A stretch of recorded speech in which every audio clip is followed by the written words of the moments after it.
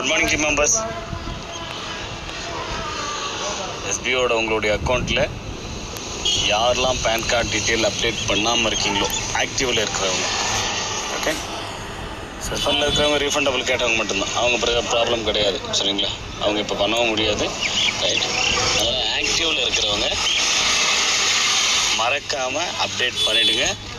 In case pan card detail update பண்ணலைன்னா, நம்ம already 2-3 days time கொடுத்தாச்சு. பேன் கார்டு டீட்டெயில் அப்டேட் பண்ணலைன்னா அவங்களுக்கு கம்பல்சரி சஸ்பெண்ட் ஆகும், ஓகே?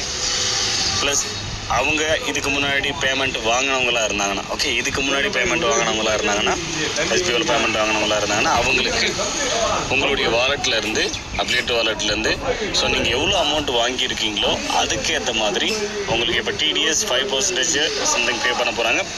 ஆஃபீஸில் பே பண்ணது இன்ஃபர்மேஷன் வரும், அதையும் நான் உங்களுக்கு ஷேர் பண்ணுறேன்.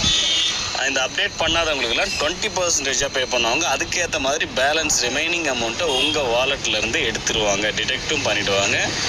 அது ஒரு இம்பார்ட்டன்ட் விஷயம். இன்கேஸ் நீங்கள் பேன் கார்டு டீட்டெயில் அப்டேட் பண்ணாத இருந்தீங்கன்னா ஆல்ரெடி பேமெண்ட் வித்ட்ராவல் எடுத்தவங்க, ரைட்? ஸோ இனிமேல் வருங்காலங்களில் பேன் கார்டு டீட்டெயில் அப்டேட் பண்ணாமல் வித்ட்ராவல் ரிக்வஸ்ட் கொடுக்குற அத்தனை பேருக்குமே 20% டிடக்ஷனும் பிடிப்பாங்க, ஓகே? ஸோ இது கவர்மெண்ட் ரூல்ஸே இதுதான். ஸோ அதனால் மறக்காமல் அப்டேட் பண்ணிவிடுங்க. அங்கே எங்களுக்கு தேவையானது பேன் கார்டில் யார் பேர் இருக்கோ அதே பேர் தான் பேங்க் அக்கௌண்ட்லேயே இருக்கணும். இந்த ப்ரொஃபைலில் இருக்கிற டீட்டெயில்ஸுன்றது வேறு, அது பிரச்சனையே கிடையாது எங்களுக்கு, ஓகே? அதே தான் பேங்க் அக்கௌண்ட் டீட்டெயிலாகவும் இருக்கணும் அப்படிங்கிறது அவசியம் கிடையாது.